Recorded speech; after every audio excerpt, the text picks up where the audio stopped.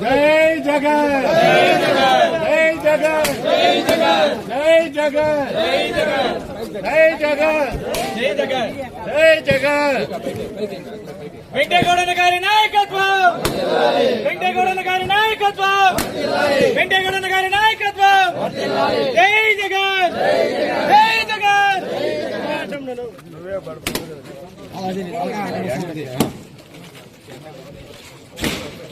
మన నిరసనని అందరం కూడా ప్రభుత్వానికి తెలియజేయాలని ఈ నిరసన కార్యక్రమంలో ఈ సమావేశం బయట నల్ల బెల్లూర్లు ఎగరవేసి మన నిరసనని తెలపాలని కోరుతూ ఇప్పుడు గౌరవ మాజీ శాసనసభ్యులు వారు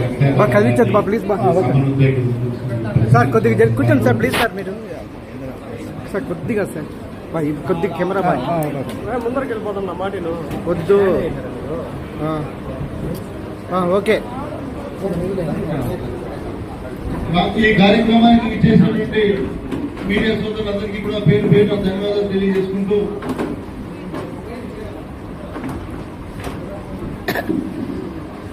ఇప్పటికీ కూటమి ప్రభుత్వం అధికారంలోకి వచ్చి 2 సంవత్సరాలు పూర్తి చేసుకుని వాళ్ళేదో విజయవంతంగా మేము మంచి పరిపాలన అందించాము ఈ ఆంధ్ర రాష్ట్ర ప్రజలకి గొప్పలు చెప్పుకుంటూ డబ్బాలు కొట్టుకున్నటువంటి ఈ కూటమి ప్రభుత్వాన్ని ఈ రోజు మేము సూటిగా అడుగుతున్నాం.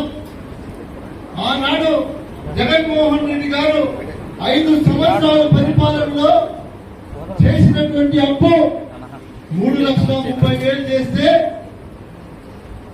ఈ రోజు ఈ కూటమి ప్రభుత్వం కేంద్రంలో వీళ్ళ ప్రభుత్వం అధికారంలో ఉండి కూడా కేవలం 24 నెలలకే దాదాపు 3,50,000 కోట్లు అప్పు భారాన్ని ఈ ఆంధ్ర రాష్ట్ర ప్రజల నెత్తిన భారం మోస్తున్నారని కూడా నేను తెలియజేస్తా ఉన్నా, గుర్తుపెట్టుకోండి. ఎందుకంటే ఆ రోజు జగన్మోహన్ రెడ్డి గారు చేసినటువంటి అభివృద్ధిలో ఈ రోజు ఈ కూటమి ప్రభుత్వం 10% అభివృద్ధి చేసిందని నేను అడుగుతా ఉన్నా. 10%, కేవలం 10% అభివృద్ధి చేసిందా? ఏ గ్రామానికైనా సరే నేను రావడానికి సిద్ధంగా ఉన్నానని కూడా తెలియజేస్తా ఉన్నా. ఆ రోజు మేము అధికారంలో ఉన్నప్పుడు చేసినటువంటి అభివృద్ధిలో ఈ రోజుకి మీరు 10% చేశారా అని అడుగుతా ఉన్నా. 10% కేవలం. అదే విధంగా తీసుకుంటే మీరు చెప్పినటువంటి పథకాలు, ఆ రోజు నువ్వు చెప్పినటువంటి సూపర్ 6 నీకు చేత కాకపోతే ఆ రోజు మైకెత్తుకొని ప్రతి ఊరికి వెళ్ళి సంపద సృష్టిస్తా. కేంద్రంలో ఈ రోజు మీ ప్రభుత్వం నుండి కూడా కనీసం నువ్వు 6 పథకాలు కూడా అమలు చేయలేకపోయినటువంటి నాయకుడుగా నిసిగ్గుగా ఈ రోజు సిగ్గుండాలని కూడా మేము తెలియజేస్తా ఉన్నాం. ఎందుకంటే ఆ రోజు కోవిడ్ కారణంగా, కరోనా కారణంగా 2 సంవత్సరాలు ప్రజలు భయప్రాంతులకు గురై బయటికి రానటువంటి పరిస్థితి ఉంది. అప్పుడే నాగభూషణ్ సార్ చెప్పినట్టుగా వాళ్ళు టీచర్ గా పనిచేసే సమయంలో వాళ్ళు ఎవరు బయటకు రాకపోతే కూడా ఆ రోజు ఉద్యోగస్తులకు కూడా జీతం ఇచ్చి వాళ్ళని బాగా చూసుకునేటువంటి ముఖ్యమంత్రి జగన్మోహన్ రెడ్డి గారు ఈ రోజు వాళ్ళందరూ చూసాం. ప్రజలను మోసం చేసి ఈ రోజు అధికారంలోకి వచ్చిన తర్వాత కాకమ్మ కథలు చెప్పుకుంటూ ఏదో వాళ్ళకు ఉన్నటువంటి మీడియాను అడ్డం పెట్టుకుని అన్ని చేసేసాం, సూపర్ 6 అయిపోయింది. ఎవరైనా సూపర్ 6 అడిగితే 4 మందం అంటారు. నేను ఈరోజు అడుగుతున్నా, ఏ నాయకుడైనా సరే ఈ రాష్ట్రంలో ఎక్కడికి రావడానికైనా మేము సిద్ధంగా ఉన్నాం. మా నాయకుడు జగన్మోహన్ రెడ్డి గారు 5 ఏళ్లలో పరిపాలించినటువంటి పరిపాలన, ప్రజలకు అందించినటువంటి పథకాలు గుండెల్లో చిరస్థాయిగా నిలిచిపోతాయి. గుర్తుపెట్టుకోండి కూడా మీకు తెలియజేస్తా ఉన్నా. ఎందుకంటే ఈ రోజుకి మీ ప్రభుత్వం అధికారంలో ఉంది 2 సంవత్సరాలైనా ఏ తెలుగుదేశం కార్యకర్త అయినా లేదా వైఎస్ఆర్ కాంగ్రెస్ పార్టీ కార్యకర్త అయినా కావచ్చు లేదా సాధారణమైనటువంటి వ్యక్తిగా సరే ఈ రోజు కూడా అమ్మఒడి పడిందా లేదని అడుగుతున్నాడు తప్ప నువ్వు పెట్టినటువంటి పథకం పేరు కూడా ప్రజలకు గుర్తులేదు కూడా తెలియజేస్తున్నాం మీకు ఈ సభాముఖంగా. మీరు ఆ రోజు ఏదైతే మాటలు చెప్పారో వాటన్నింటినీ కూడా పూర్తి స్థాయిలో ఫుల్ఫిల్ చేయకపోతే రాబోయే రోజుల్లో ఖచ్చితంగా ప్రజలందరూ కూడా రోడ్ల మీదకి వస్తారు. మీరు ఇచ్చినటువంటి మాట నిలబెట్టుకోవాల్సినటువంటి బాధ్యత మీ మీద ఉంది.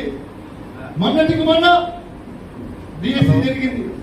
డిఎస్సిలో ఎంత దగా మోసం జరిగిందో వాళ్ళు అడుగుతున్నటువంటి ప్రశ్నలకు ఏ ఒక్కరైనా సమాధానం చెప్తున్నారా సూటిగా అడుగుతా ఉన్నా. ఒక్కరైనా వాళ్ళ నాయకుడు కానీ మంత్రి కానీ ముఖ్యమంత్రి కానీ ఏ నాయకుడైనా ఈ రోజు డిఎస్సి బాధ్యులు ఎవరైతే ఉన్నారో వాళ్ళకు సమాధానం చెప్పే ధైర్యం ఉందా మీకు నేను అడుగుతా ఉన్నా.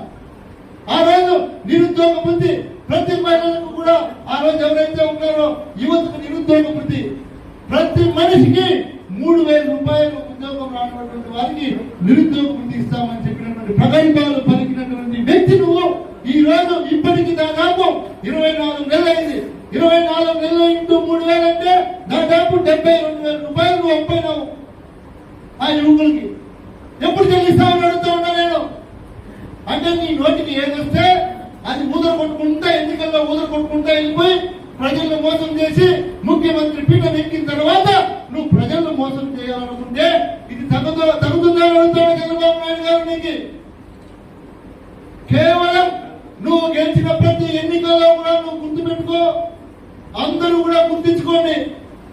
ఏదో ఒకటి మోసం చేసి నవవంచనతో కుట్రతో రాజకీయాలు చేసి ప్రతిసారి నువ్వు ముఖ్యమంత్రి పీఠంలో కూర్చున్న తర్వాత నువ్వు ఆత్మ పరిశీలన చేసుకోండి. మీరు మీ పార్టీ వాళ్ళు మీరు ఆత్మ పరిశీలన చేసుకోండి. నేను మళ్ళీ చెప్తున్నా, అరే మనం ప్రజలకు ఇచ్చినటువంటి మాట ఏంటి, వాగ్దానాలు ఏంటి, వాటిని మనం కనీసం ఇచ్చినటువంటి మాటలో ఎంతో కొంతగా నెరవేర్చామా అని మీరు ఆత్మ పరిశీలన చేసుకోండి అని కూడా మీకు తెలియజేస్తా ఉన్నా.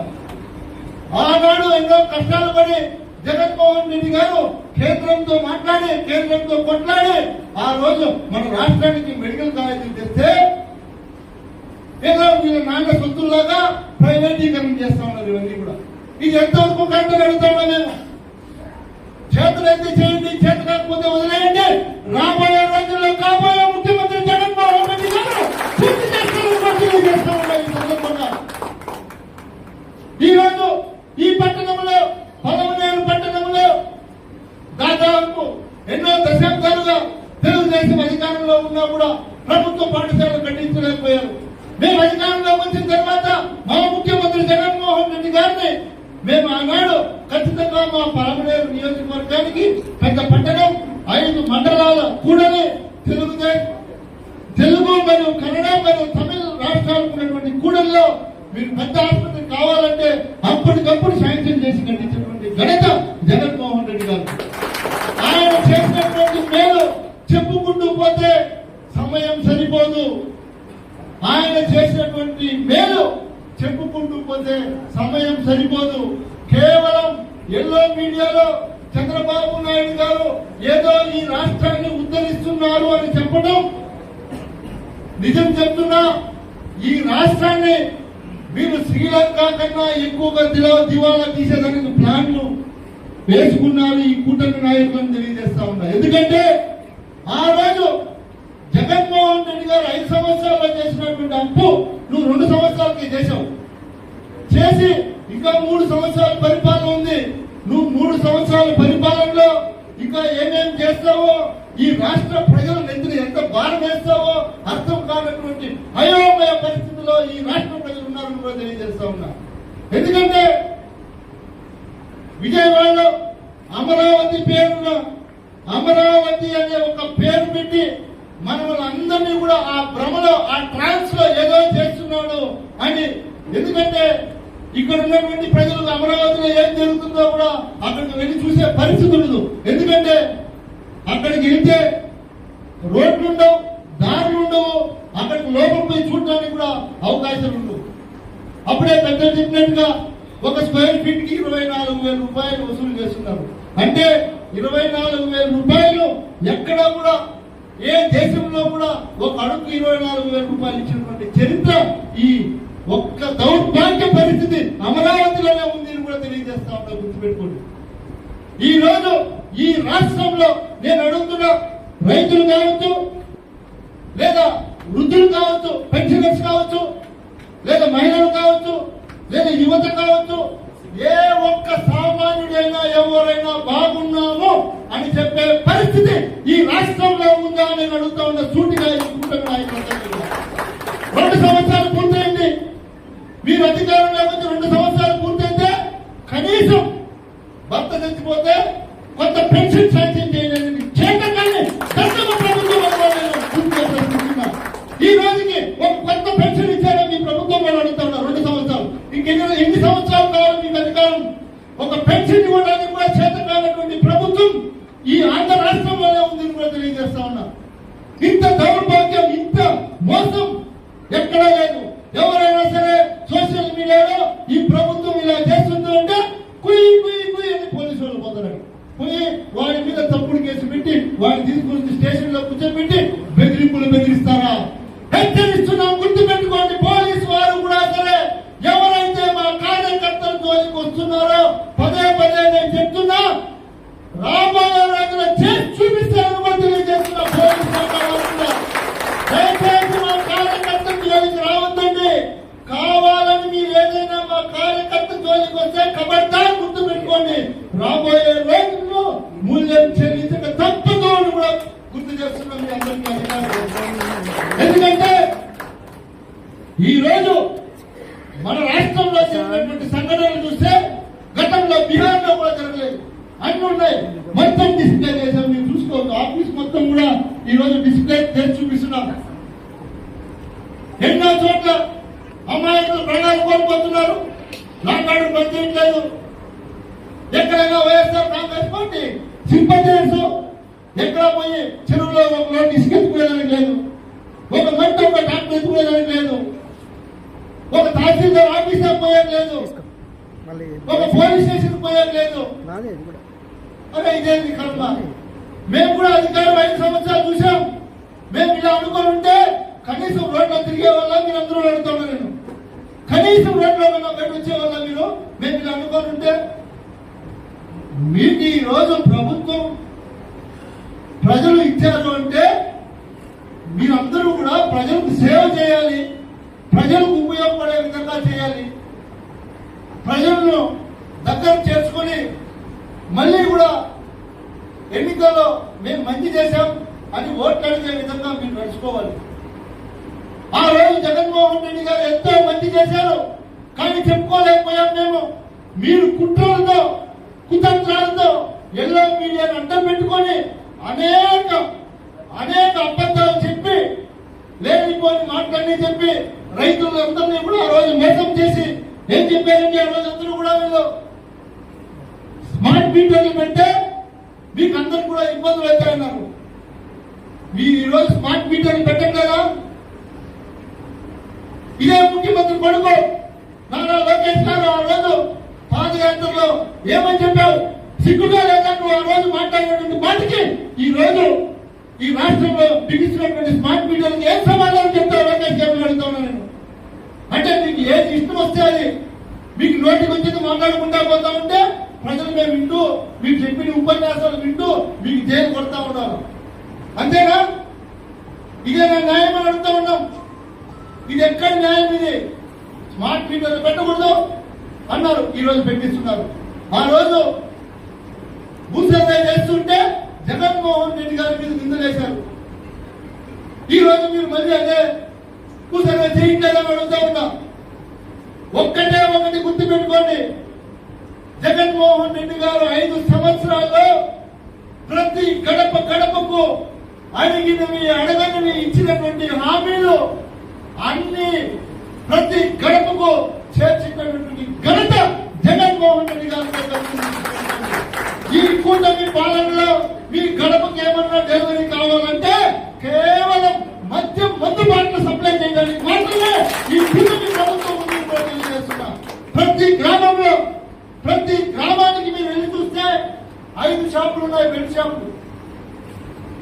గ్రామంలో 5 బెల్ట్ షాపులు ఎవరైనా అధికారులపై పట్టుకుంటే ఆ బెల్ట్ షాప్ అతను ఎక్కడైతే తెస్తాడో ఆ షాప్ ఓనర్ ఫోన్ చేసి వాళ్ళకి ఇస్తే ఆ అధికారి సార్ అది మందేశ్వరం వచ్చేయంటే తోక ముసుకొని పోయేటువంటి పరిస్థితి ఈ దౌర్భాగ్యం ఈ ఆంధ్రప్రదేశ్ లో జరుగుతుందని తెలియజేస్తా ఉన్నా.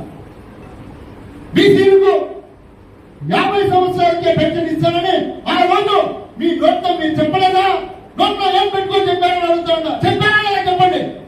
బీసీలకు బీసీ మహిళలకు 50 సంవత్సరాలకు పెన్షన్ ఇస్తాము అని మీరు చెప్పారా లేదా దానికి చెప్పండి.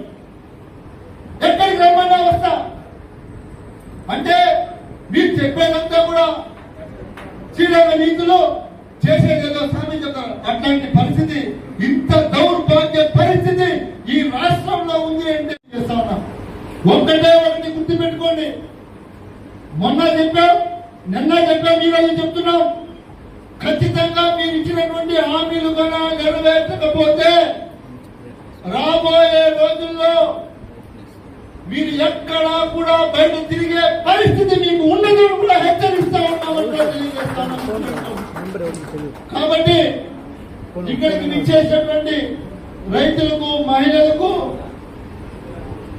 ఉపాధ్యాయులకు, రిటైర్ అయినటువంటి ఉపాధ్యాయులకు, విద్యార్థులకు, రైతు సంఘాల వారికి, వైఎస్ఆర్ కాంగ్రెస్ పార్టీ కుటుంబ సభ్యులు అందరికీ కూడా నేను పేరు పేరున ధన్యవాదాలు తెలియజేసుకుంటూ 12వ తేదీ మనం అందరం కూడా ర్యాలీగా టౌన్ లో నిరసన ర్యాలీని చేయాలి.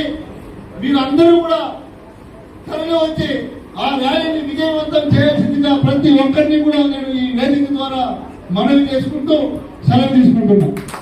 ఈ కార్యక్రమం ఇంత విజయవంతంగా కొనసాగడానికి మీరందరూ వచ్చినందుకు ధన్యవాదాలు.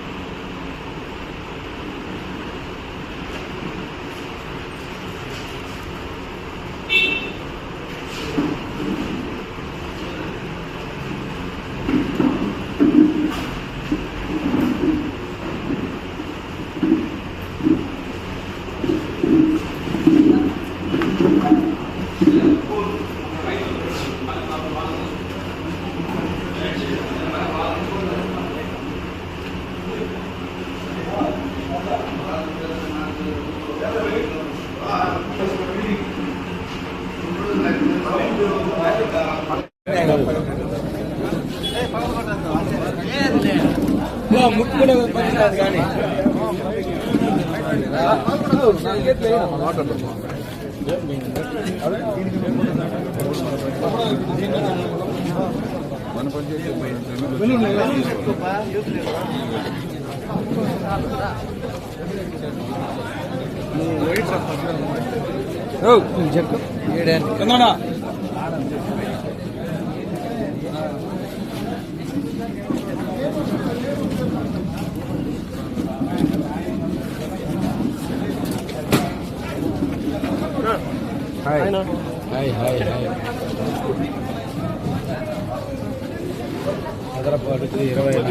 కొద్దిగా బ్రో కొద్దిగా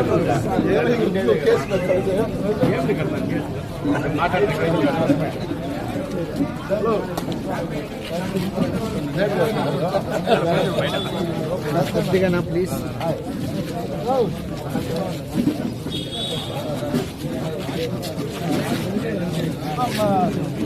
ఫోటో బాగా